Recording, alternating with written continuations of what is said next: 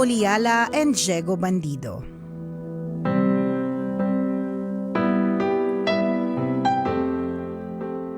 Sa kumikinang na tambalan, itago nyo na lang po ako sa pangalang Betty.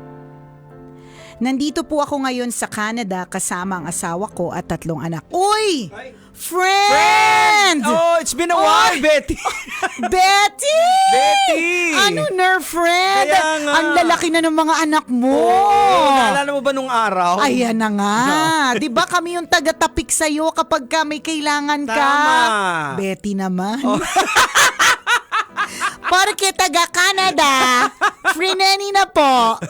Anyway, high school pa po ako, pinakikinggan ko na kayo. Hanggang ngayon, kayo pa rin ang isa sa mga takbuhan ko kapag kailangan ko ng kasama.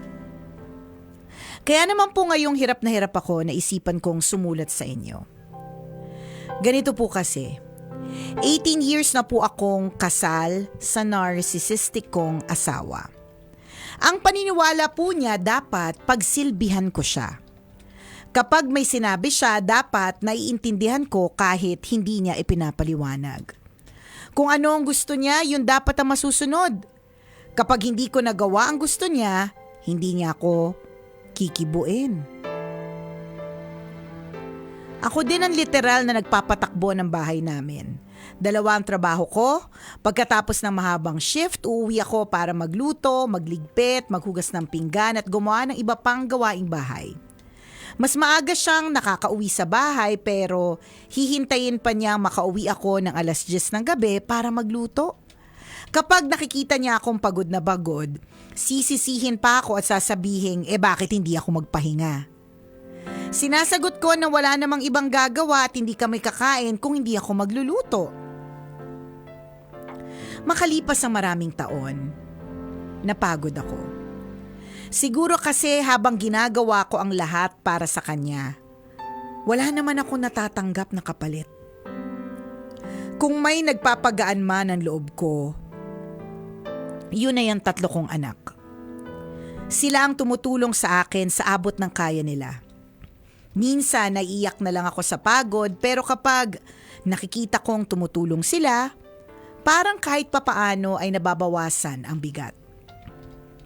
Lately, nakararanas na ako ng mga sintomas ng perimenopause. Pilit kong ipinapaliwanag ito sa asawa ko pero lagi lang niyang binabaliwala. Arte lang daw yun. Minsan, pati mga anak ko napapansin na ang sitwasyon namin. Tinatanong nila sa akin kung bakit napakatamad ng tatay nila. May isang beses pa na sinabi ng panganay namin na baka daw mas mabuti kung i-divorce ko ang tatay nila. Bilang isang ina, parang may kumurot sa puso ko nang marinig ko yon. May isa pa pong bagay na nagpapabigat sa loob ko.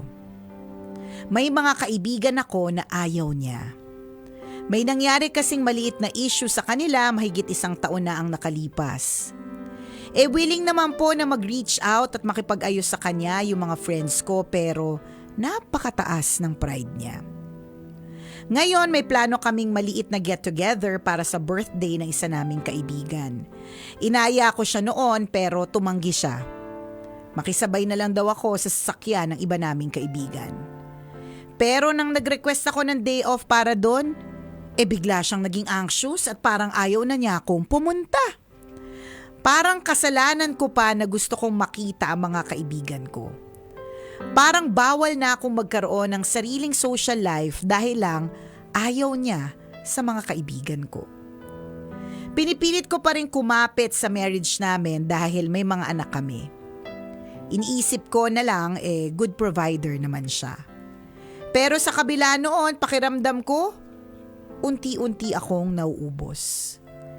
May mga sandali na hindi ko na nakikita ang future ko kasama siya. Kung hindi lang dahil sa finances at sa mga anak namin, baka matagal na akong bumitaw.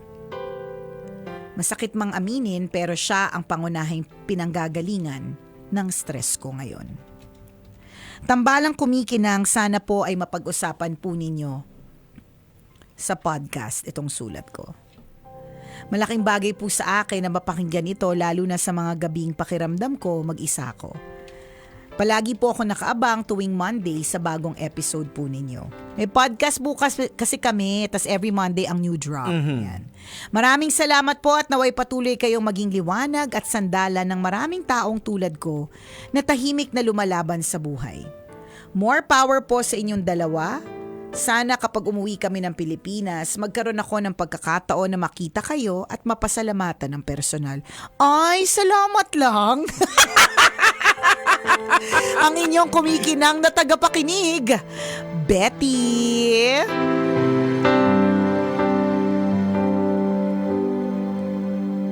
Betty, ramdam namin yung bigat ng sitwasyon na Correct, kung saan ka ngayon. Yes, totoo na all you see, lahat ng nakikita mo, hindi na itawid yung English hanggang all you see lang. All you see, lahat na nakikita mo. Inubos mo kasi last week Inubos ka. Wala nang English na natira. Lahat na lang na nakikita mo ay yung hindi maganda. Mahirap nga naman talaga. Alam mo, bilang tao, kapag ka nasa gitna ka ng sitwasyon na mahirap, masikip, madilim, ang dali lang para sa ibang tao na sabihin na kaya mo yan, makakaahon ka rin, makikita mo rin ang liwanag, 'di ba? May dahilan ng lahat, 'di ba? Ang dali. Kami ni Jegs, araw-araw namin sinasabi yan sa mga humihingi ng advice. It's so easy to say that. Pero kapag ka nandoon ka sa gitna ng sitwasyon na 'yon, ang hirap, para kang nasa lumulubog na kumunoy, para kang nasa quicksand. Oo, kaya very confident naman po kaming sabihin yung mga ganitong bagay kasi kami personally naranasan po namin yung feeling na parang nalulunod ka. Correct. Alam mo yung gagawin pero hindi mo magawa. Hindi magawa. Walang makakatulong sa'yo. Ay, apakaraming beses po sa buhay ko, mga kabisyo, Ayan na, ang lakas ko mag-advise. Pero nung ako na, wala akong na-apply maski isa. Yun ang katotohanan. Wala akong na-apply maski isa, pambihira. Kaya, kumbaga parang gets natin itong kabisyo nating si Betty, itong tambalanista natin na si Betty, kung bakit puro negative na lang yung nakikita niya. Wala na siya nakikitang liwanag. Kasi lalo pa, pagod ka na. Correct. Physically, emotionally, mentally, financially, nakakapagod. Ang tawag po dito sa psychology is emotional overload. Ayan, so hindi ka na nakakapag-isip ng tama. Kaya yung mga magagaling mag-advise, pag sila yung sa problema, hindi na sila nakakapag-isip ng logical kasi nagte-take over na yung emotions over dun sa logic. Totoo yan. Kaya ngayon, nararamdaman mo, Betty, punong-puno ka tsaka parang wala nang lusot, wala nang solusyon, puro bigat. Diba? Although, nagtanong ba siya kung makikipaghiwalay? Wala naman. Parang sumagi lang sa isip niya kasi panukala ang kanyang mga anak na pwede bang i-divorce na lang. Ganun. Although wala siyang talagang actual na question. Pero parang tinitingnan niya na yung sarili niya na parang papunta doon. Pero wala siyang attempt. Yung mga possibilities ang naiisip niya. Correct. So definitely, itong asawa niya malamang ibang lahi. Hindi niya nabanggit. Sigurado Pero kahit naman Pilipino, kahit ibang lahi, 'di ba? Isa lang din naman ng lengguwahe pagdating sa communicating how you feel, 'di ba? Kasi ako naisip ko kasi it could be may din kasi may at play din yung kultura Pwede din naman. So, sinasabi mo ba na yung ibang kultura tamad? Hindi naman. Or ganun lang talaga sila mag-isip. Kasi sabi niya narcissist yung asawa niya Pero, ang hirap nun pero madami akong kakilalang narcissist na Pinoy 'di ba? Pero it's because Jegs, nga sa kultura natin, 'di ba, kahit papaano, kahit narcissist ka na Pinoy, may kaya konting nating mag-bend. Yan. Pero okay, sige, given na ganyan, pero 3 na kasi yung anak nila. So kumbaga parang dapat kahit papaano may Oho. adjustment na naganap. Hindi natin alam pa yung age gap ng mga Iyon. nung mga bata. Oho. Kung ilang taon na. Oo. So dapat kahit papaano may adjustment. Kahit papaano may Oo. adjustment. Tapos sinabi pa ni ate girl na perimenopause na siya. Oho. Papasok o nasa perimenopause. Ang perimenopause, mga 40 na ite. Oo. So ibig sabihin, 40 na yung mister mo, hindi pa rin may mga issues and concern pa rin. Pero sa bagay, hindi naman porke tumatanda ka na, Oo. wala ka ng issue. Minsan nga, kung sino pa yung mas matanda, mas mahirap pa silang pakiusapan. Totoo naman yun. Kasi diba? baka mas malalim yung problema nitong mister mo. Baka hindi lang dahil narcissist, baka on top of that, meron pa siyang Dunning-Kruger effect. Ano naman na yung tinatawag. Dunning-Kruger kenemelatik? Aba dati naman crudo lang ang pinag-uusapan natin, Diego mga tinitira mong crudo dati. Itong Dunning-Kruger effect sa psychology, sinasabi ito yung tao na kahit huling-huli na siya, ang paniniwala niya talaga, wala siyang kasalanan.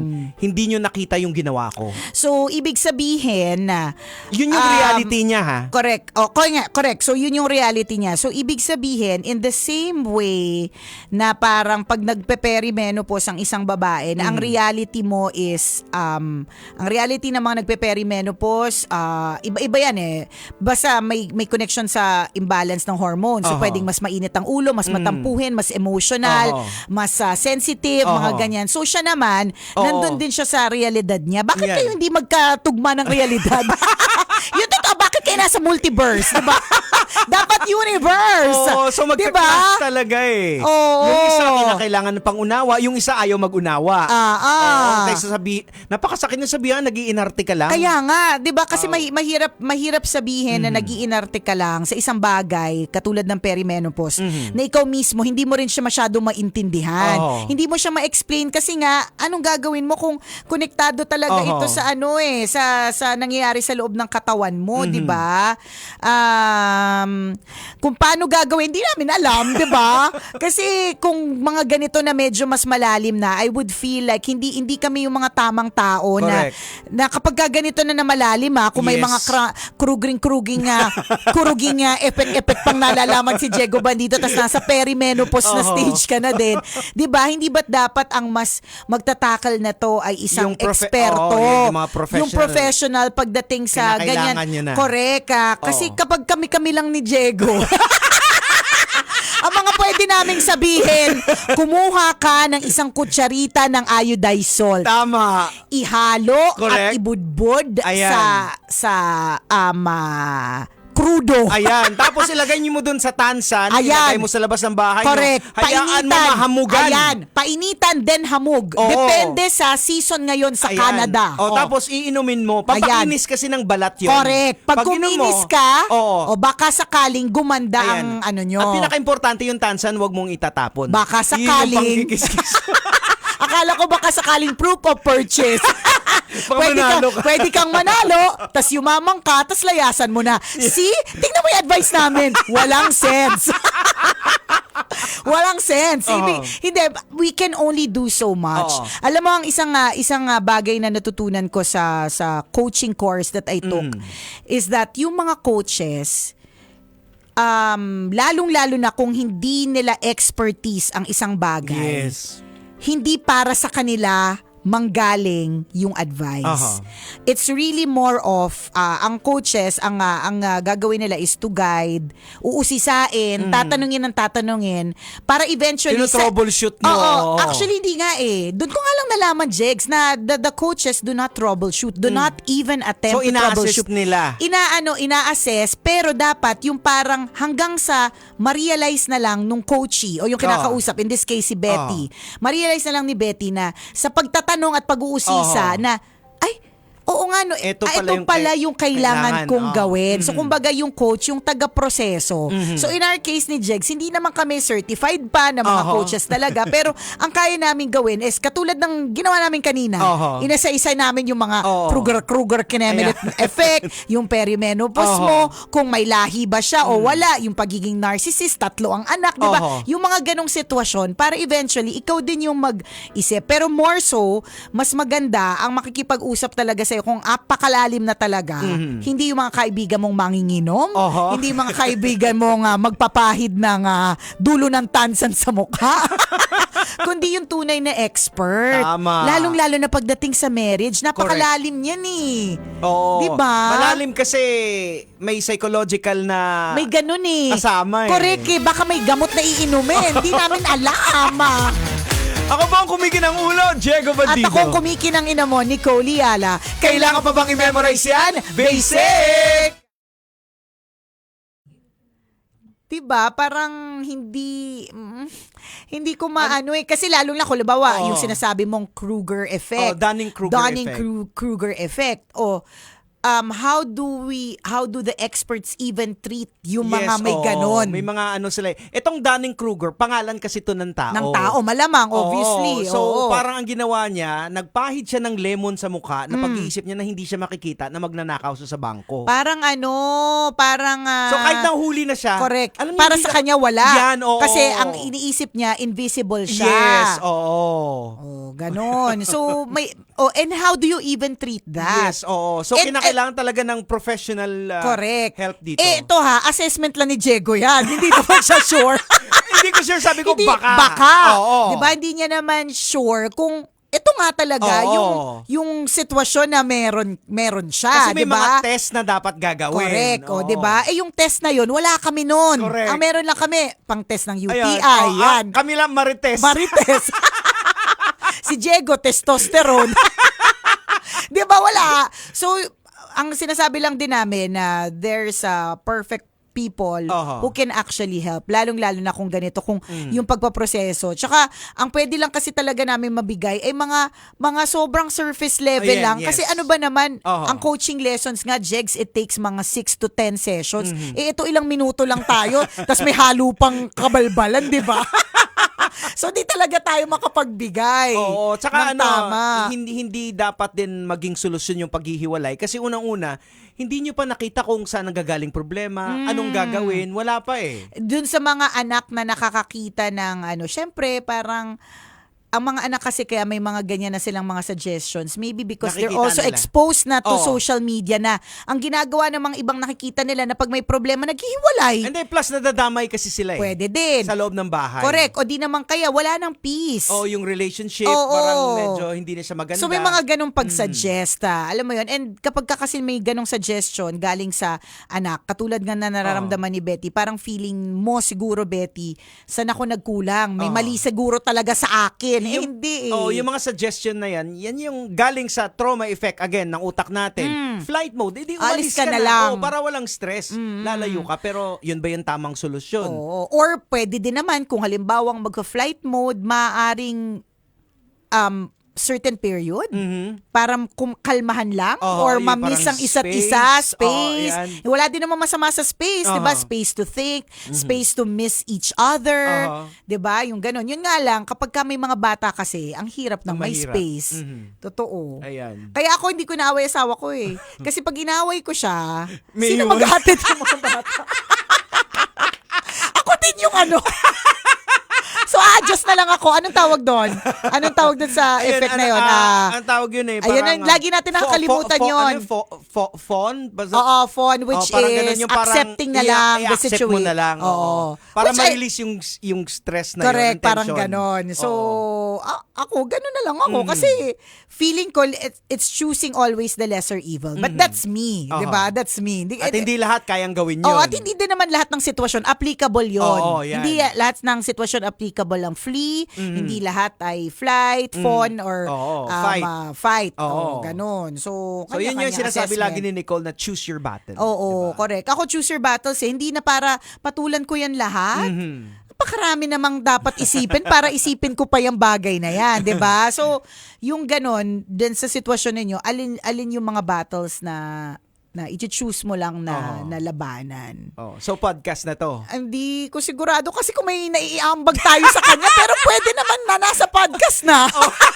Pero ibig sabihin, parang di ko sure, parang wala akong may ambag na literal at actual na pwede mong gawin. Kasi Except una-una hindi natin na-experience yung ganyan eh. Oo, din, siguro. Napanood lang natin sa pelikula. Correct, Oo. ganon. Maybe talaga nga, mas nagiging okay tayo magbigay ng advice or mas confident talaga tayo to give our answers if we've been through it. Yes, oo. Dahil hindi naman namin naranasan yan. Kagaya nga sa training na napagdaanan ni Nicole na ang pagiging coach, hindi sila pupunta doon sa area na hindi nila alam eh. Hindi. Wag ka talaga. Aalamin mo lang, parang sisilipin mo lang, bubuksan mo lang buhay ng tao. Ano bang problema nito? Correct. Tapos, sa pagbubukas ng buhay, baka sakaling yun mismong... Kasi kadalasan naman yung tao, alam na nila yung gagawin nila. Kailangan lang talagang may magsabi sa kanila o medyo mag-push. May mag-validate na, okay, tama nga naman yung sinabi mo, 'di ba? Yung mga ganon. Pero hindi talaga para ikaw yung... Kasi, bakit isang natutunan ko yun sa coaching? Kasi paano kung halimbawa, may sinabi ka na ginawa niya, tas sumama yung buhay niya. Tama. 'Di ba? Yung babalik. Ikaw yung pwedeng balikan. Kasi totoo naman, ikaw naman na nagsabi. Pero unlike yung prinob mo lang yung buhay, parang gano'n. Hindi naman sa nag-hands off ka. Kaya lang, kaya nga coaching siya, hindi ka problem solver. Yes, oo. So you just coach. Ganon. Kaya iba din yung ako iba din ang paningin ko sa advice over the opinion kasi lagi ko ito lang opinion ko. Kasi pag advice, parang dapat may degree ka ng psychology. Feeling ko. Parang guidance counselor correct. ka. At saka certified whatever ka. Kasi pag aral. pag nagbigay ka ng advice, kung gawin niya mali yung binigay mong di ba? Paano na? Oo. Kaya kami disclaimer talaga, yung mga sinasabi namin, di kami sure. Pero alam mo, tama yung sabi ng isa dito sa comment section na hindi siya magiging ganyan kung hindi niya matagal nang na-feel. Validation na lang ang kulang sa sender. Ibig sabihin, ito na nga yung alam niya naman na mahirap na talaga at posibleng ito na yung posibleng paghiwalay. Hindi namin sinasabing yun 'di ba? Ang gagawin para magkaroon ng peace of mind or whatever, kailangan lang talaga ng validation. Kasi from the start, kilala mo na ganyan na yung partner mo, may narcissist na. Oo. At ang narcissist, hindi siya yung naiinuman ng gamot tapos hindi mawawala hindi, na. yung Dunner-Kremerut Kruger effect. Freddy Krueger lang yung kalala ko. Oy, pag kilala si Freddy Krueger, malamang may gout ka na. Ganon. So malalim siya. Ayaw namin puntahan yun kasi ayoko puntahan eh. Kasi una, hindi ko talaga naranasan and I pray na hindi ko maranasan, 'di ba? Sana yung mga iba hindi rin maranasan, kaya mahirap magbigay ng maayos na sound advice, except that please consult with a professional. Yan, professional po yung kinakailangan ng medical intervention. Kung ano man, 'di ba? Kasi baka mamaya it has something to do with the brain and may mga kailangang isara, ibukas, ikalma. Ayan, sa mga parte ng utak, may diba? mga possibility pa yun, may mga trauma effect nung may nakaraan, kinakailangan buksan pa yun, aalamin, i-address yung issue na yun. Diba may mga ganun? Ang dami ng eksena eh. Nakakaloka. So hindi pwedeng magbigay lang ng malalim siya eh. Kasi bakit ganyan yung behavior niya? Kasi may nangyari para sa past. Unresolved issue. Correct. Or, kung halimbawa, hindi man psychological na unresolved issue, literal na nabagok yung ulo na may nangyari sa utak. Oo, posible. Meron ding effect yun sa ugali. Meron ng ganung pag-aaral meron ako nabasa na libro ng ganyan tungkol sa brain na all the while akala nila merong psychologically may trauma, na psychological literal na may nangyari sa kanya nung bata siya. Yung pala nung nausisa, literal na nauga kasi parang nung bata siya tinamaan ng football yung ulo, nahulog siya. It was a bad fall. Dahil bata pa tong taong to noon, nakalimutan na ng mga magulang na nga may ganun.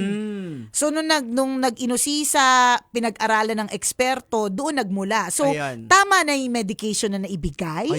Parang ganun. So may mga ganyan, malalim siya, friend, Betty. Pero kung kailangan mo ng makakainuman pag umuwi ka ng Pilipinas, yan. Ayan. Go kami dyan. Kami na bahala. Kami na bahala dyan. Kung gusto mong tanungin kami, saan yung mga masasarap na mga kainan dito, ganyan. Ganyan, ganon. Pero this one, an expert should be able to process yung ganitong klaseng eksena. At siguro ang pinakasagad namin na maibibigay na opinion is to pray. Yes. Yan ang pinaka-importante. Kasi yun talaga yung pinaka-the best na gawin. Correct ka, na you pray for yourself, na kayanin mo yung pinagdadaanan mo, and you pray for your husband, na buksan yung isip niya. Oo, kasi ito naman, kaya confident naman kami dito. Ito naman na experience namin. No? Kung nandun ka na nalulunod ka na, feeling mo wala makakatulong sa'yo, when you pray, talagang tutulungan ka na ni Lord. Correct. Totoo yan. Hindi ba't ilang beses na po nating naranasan yun na tayo po ay masama ang loob, pero nung nagdasal, 'di ba, pagkatapos ng dasal o kaya nakinig lang ng kanta ng praise and worship song, 'di ba? Dapat meron tayong mga to go to na mga kanta, 'di ba? May mga ganon o kaya mga dasal o kaya to go to na person na spiritual counselors, 'di ba? Mga guidance na ganyan. Yun. Ayan. Ay. So, yan. Sana, Betty, makuha mo na yung peace of mind that you so desire. Correct. Oo, nasa podcast to, pero hindi namin sure kung meron kami na itulong. Sana may ambag naman. Sana may ambag naman at sana siguro, maging okay ka naman. Things na pag-isipan mo. Oo, ayan. mga Hindi pwede siya mong solusyon. Correct ka. Wala kaming pero things pwede na dapat mong mong i-consider. Pwede mong i-consider at pwede mong pag-isipan. Ha? Salamat sa iyo, Betty, for sharing your story with us. At kung ikaw, Kabisyo, meron ka ring mga kwento na gusto mong i-share sa amin, pwede mo kaming i-email. Send your stories at mahiwagangburnaystory@gmail.com. Hanggang dito na lang po ang tambalang Kumikinang Muli. Ako pong Kumikinang Ulo, Diego Bandido. At akong kumikinang ina mo, Nicole Liala. Kailangan pa bang i-memorize yan? Basic! Metro's #1 Love Radio. Basic!